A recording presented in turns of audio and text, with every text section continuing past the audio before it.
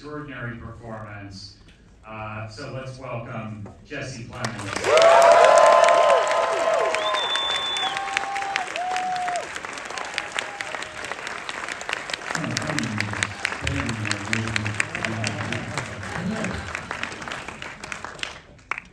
Oh man, this is a nice full audience here. So, thank you guys.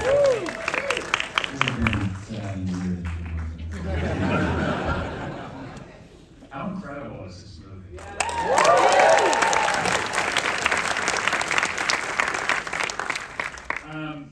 So I just sort of, I was really blown away by this movie and particularly by your performance, Jesse. And something that I've always, it's been something for me in my work since I was like 12 years old doing plays in junior high school, all the way up till now, something that I always have to confront is trying not to judge the characters I play, right? Because I feel like no matter what, if you end up making judgments on the character, it ends up being a photocopy. It creates distance between you and the character. You can still hit the story points, and the movie or TV show or whatever, play or whatever it is will function, but there's going to be distance. There's going to be a generation lost. And sometimes that's more difficult than other times. But I feel like something I've always loved about your work is the way you play these characters and you don't judge them at all, whether it's Landry in Friday Night Lights, or Todd in Breaking Bad, or George in Power of the Dog, or Teddy in this movie. There's no judgment, and so we're able to get sucked right in with you. Is that something you consciously think about, or not? Well, thanks for all that, man. That's a long question. I don't know. I don't think I'm consciously. There was one part one time that I won't name, but it wasn't this one. It wasn't any of the ones that you mentioned where I had a moment where I got to talk to the real guy, and it didn't go well. Really? I did have a conscious moment where I had to sort of take a step back and pretend like that conversation didn't happen. But typically, So was it difficult to not judge that character at that point? Yeah. Yeah, because I met the source. But you know, this is fiction. Alternate parts of fiction too, so that makes it a little easier. But I think. You know, I don't know what it's like for you, but the early phases when you're preparing for something and you're just reading the script a bunch, to me it just feels like I'm kind of circling it over and over again, trying to find my way in that is the most exciting to me, that stirs up the most within me, that feels like it's going to give me enough to sort of take me through the entirety of the story.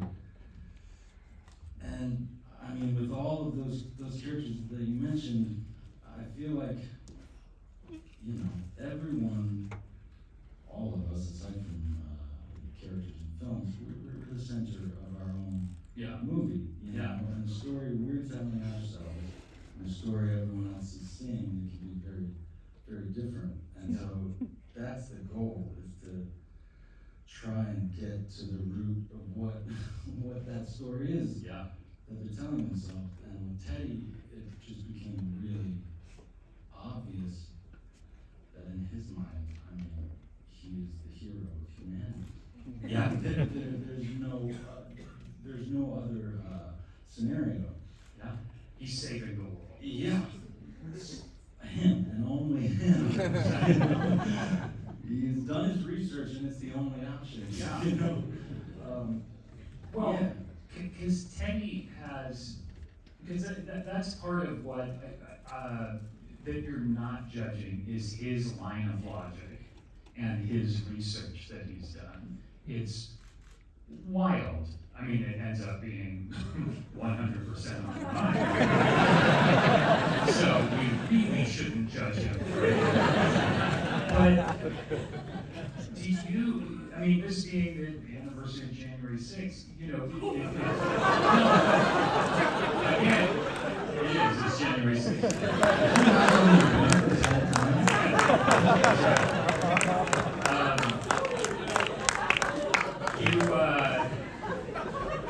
Did you approach it, because we're living in a world now where, you know, there are silos of information and people believe what they believe and they're in their own echo chambers.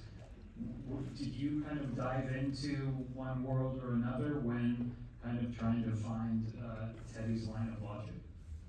Yeah, that's all part of that circling it, Yeah. part of the process in the beginning. And you know, every part I do, that's kind of the most fun, where you just feel like it's way over here, and you don't know how you're gonna get there, and get to a place where you understand it and believe it.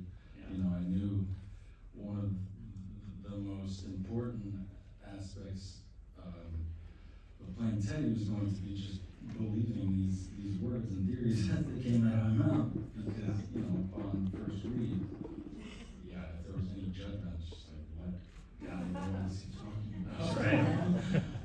It's so hyper-specific, and it coming out of your mouth, it sounds so logical. It's like, oh yeah, well of course, this all needs to happen right away. And it's also so, what I found super interesting too is, as you and Michelle, Emma Stone's character, who's incredible, Emma Stone.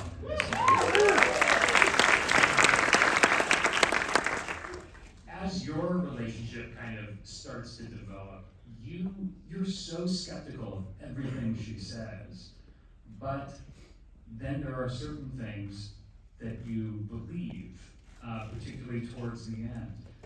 How did you kind of find that? How did the logic of Teddy's world find its way into a situation where he's going to believe what she says?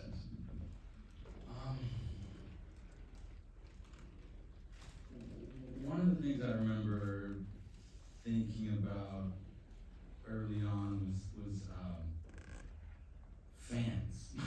Like this sort of double-edged sword, and like King of Comedy, he was so obsessed with Jerry, and at the same time there was this part of him that like hated what it stirred up in him and how kind of complicated that can be.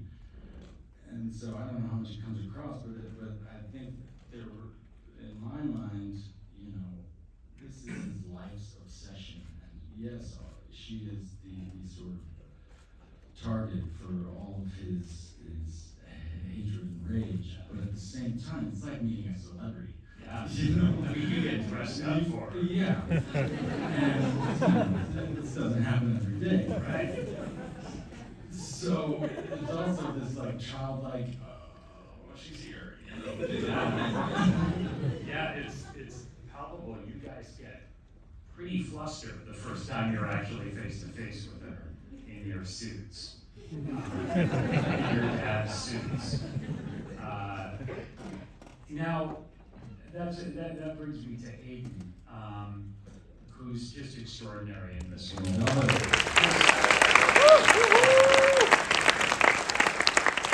So good. What was that like? It's a 3-person movie essentially. Did you guys work together for a while beforehand? Did you rehearse? Did you get to spend time in that house? Can you talk about that a little bit?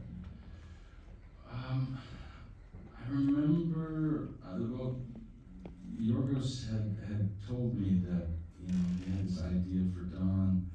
It was not written as a neurodivergent character, but he had this instinct to hire a non-professional actor.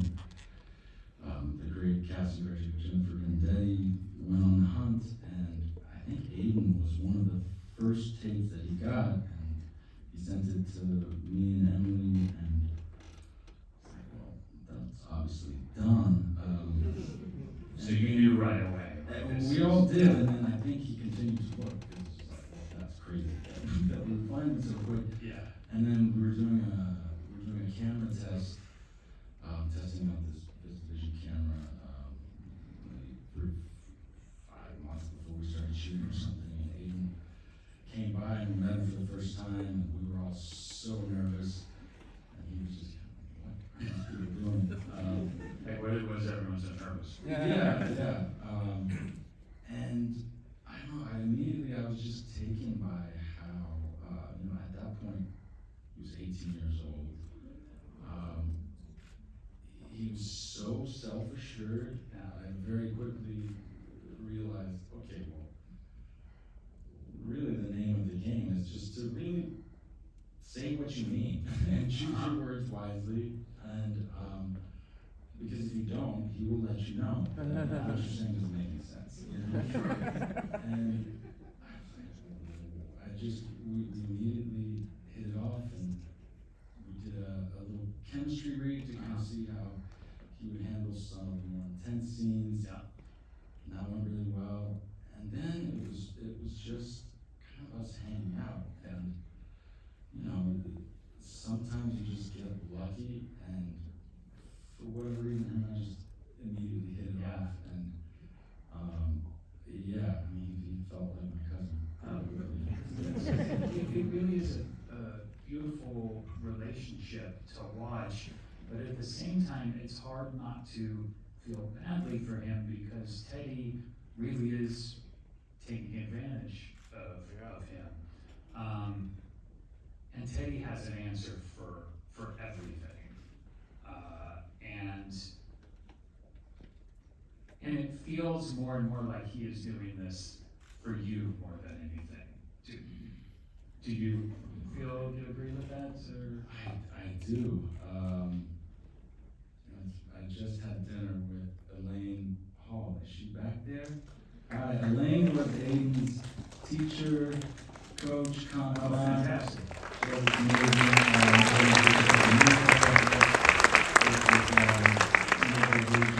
Special needs actors, and it's incredible. But she was like truly invaluable throughout the whole process. But we were just saying that since the movie has aired and we've done some press, I keep every time I talk to Aiden, he's got like a new kind of theory or a new perspective that he wants to share, and he's still kind of mulling it all over in his head. And we were doing press in London, and he said something like, I think Teddy loved Don, but he didn't respect him.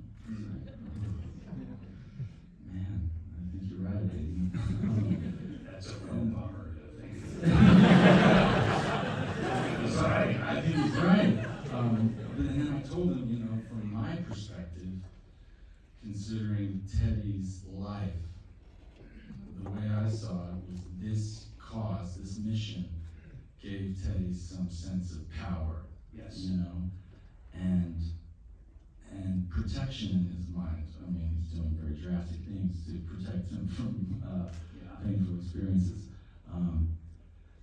And I think, again, the stories we all tell ourselves, in Teddy's mind, this was trying to give him that same sense of purpose and power, and to protect him, That's right. And, people can do that. Think they're doing one thing and really doing a lot of harm. Well, I think, for me anyway, both of them were searching for control. And the one thing about Teddy that you have to respect is he is singularly focused on this, on saving the world. And there is a lot of shit in his life that he's just having to bullet through and ignore.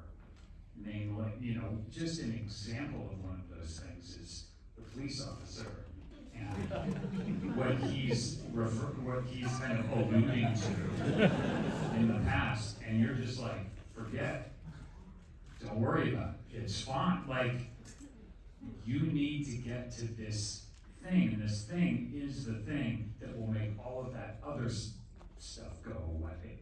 Is that in the realm of That's not a question. I think that what I'm saying is that was so deeply effective that Teddy has made this decision. And I feel like that kind of clicks in for all of us, not part of us, that feels completely out of control. For sure. I mean, I think most actors, part of the task is to find those areas where you can relate and where it overlaps as extreme as the character may be. You know, if you sit long enough and try long enough, most of us can relate in one way or another to each other, but that was something that I really related to strongly, was that feeling of, looking at modern times, the world, how, most of us have a real desire to try and affect some kind of change or do something or make some sort of difference. And look around and like, where can I put my energy, Yeah. This fighting is feeling futility. Yeah. And don't know if that answers your No, question. absolutely. And, Teddy, in defense of his theory, it's like, yeah, it sounds pretty absurd, but look around.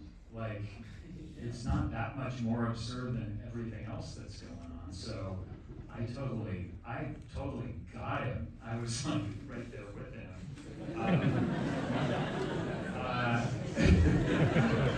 No, but there's some parts. Not all of it. Come on. No, but that's how much I kind of felt what you were doing.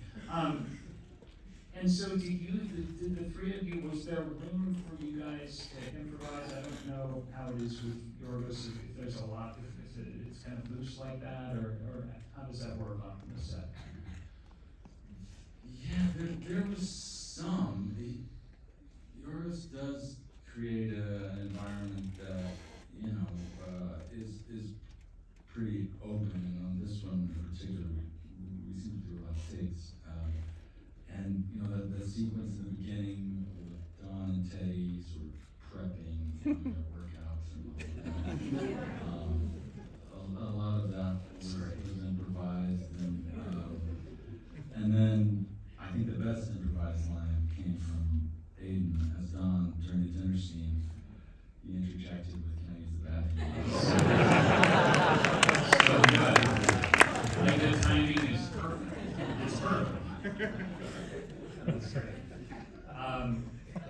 Yeah, it's a fascinating dynamic between the three of you. Something else I noticed is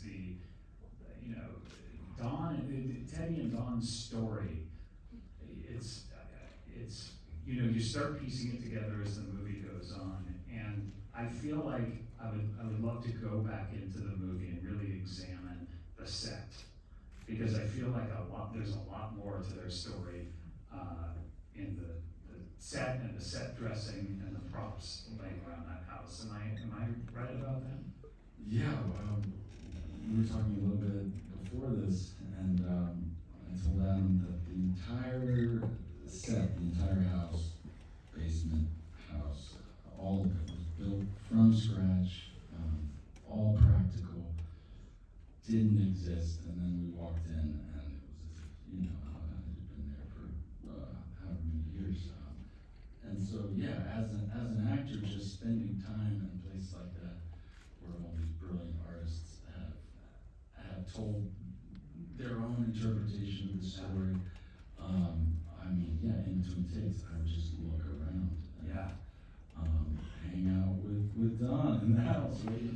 That's great. Yeah, a great set really does a lot of work for you.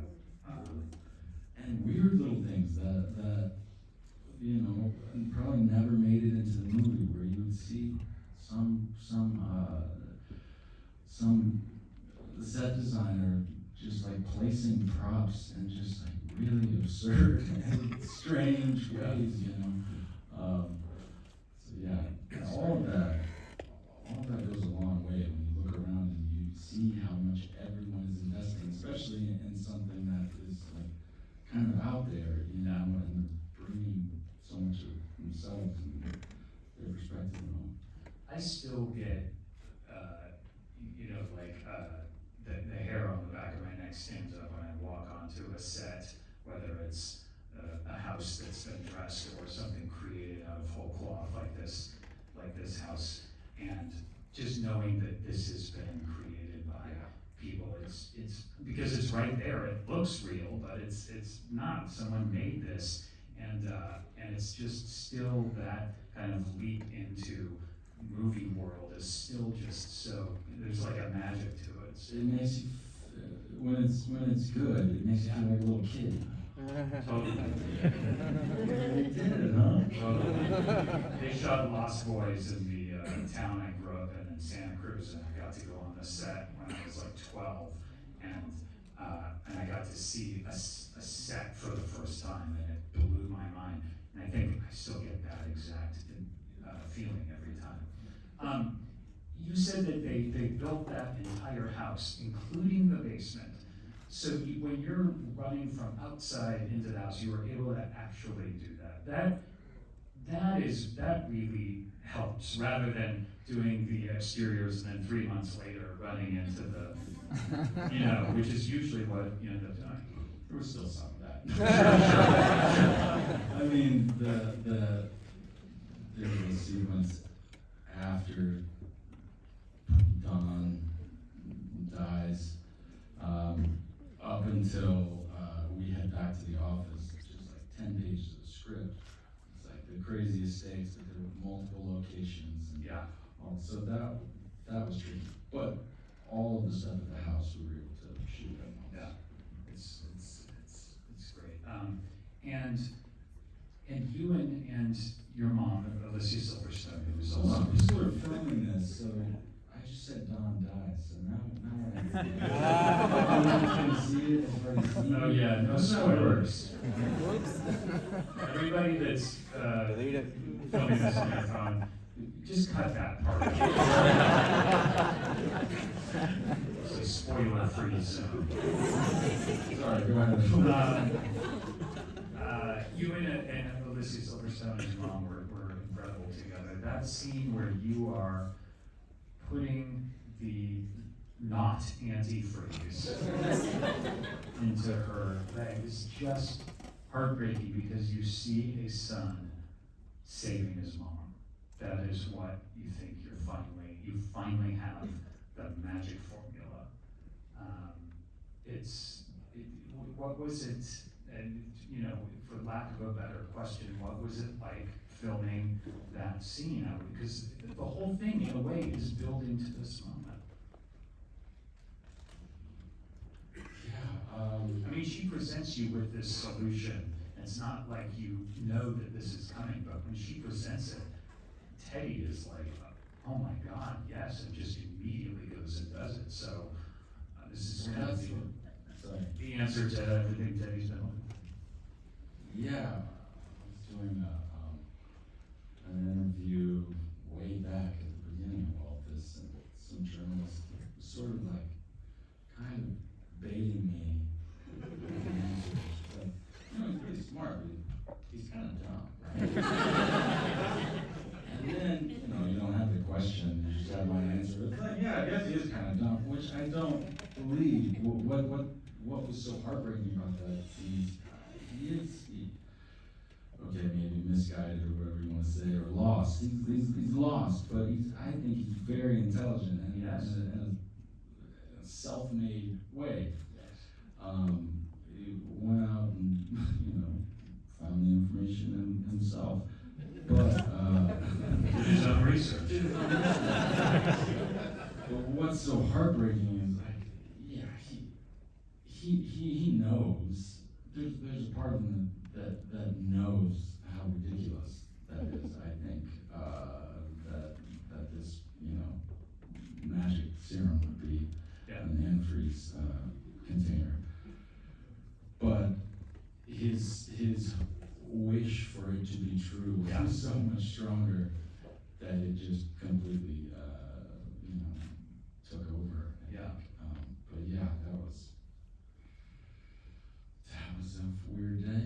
Yeah, I agree. I think Teddy's hyper intelligent, and which is part of the tragedy of it. Which I personally know a lot of extremely intelligent people Yeah. that have gotten lost, you know? 100%. Yeah.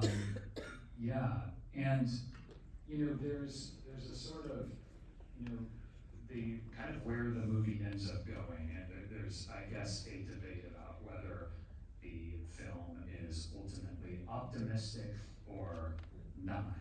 I mean, Let's do a round of applause. Optimistic? Wow! Really? I'm as nihilistic as the best of them, and I was like, holy shit. How about the opposite of optimistic?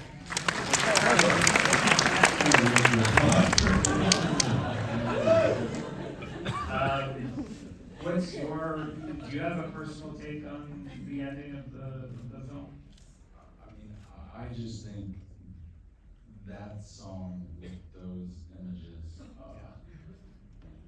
it's so, I don't even know how to articulate the effect that has. I've never really experienced anything like that. No, and it just keeps going, and there's Yeah. more and more.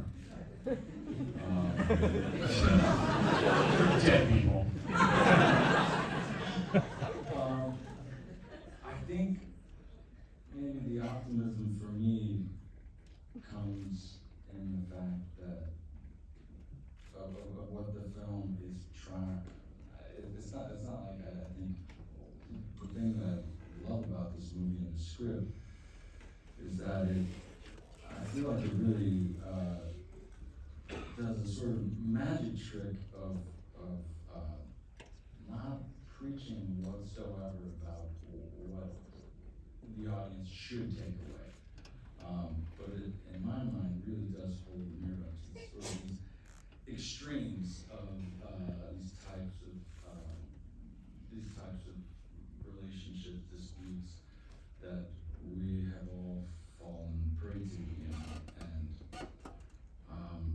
I think, you know, at the end of it, they're left having to work together in some way. And I don't know why, but there is something hopeful to me, but I don't know how I mean, it's not only that, it is very bleak too, but there is something hopeful in it that I can't quite explain, I don't know. Well, they did find common ground, the two of Yeah. them, and there was a period of time when they were being honest with each other. Yeah. You know, they found that place. And I think that you mentioned King of Comedy, you know, all the best performances have these contradictions, and King of Comedy is a great example, but also Teddy is a great example, because Teddy, along with everything that you've been saying about him, he's also self-aware. You know, he's not in a haze of this kind of, you know, it's like this conspiracy, this cloud of conspiracy. He's able to recognize how he's perceived in the world, and he's moving through the world in his own way. And you said magic trick. I think the movie is certainly a magic trick, but so is your performance. It's just extraordinary. So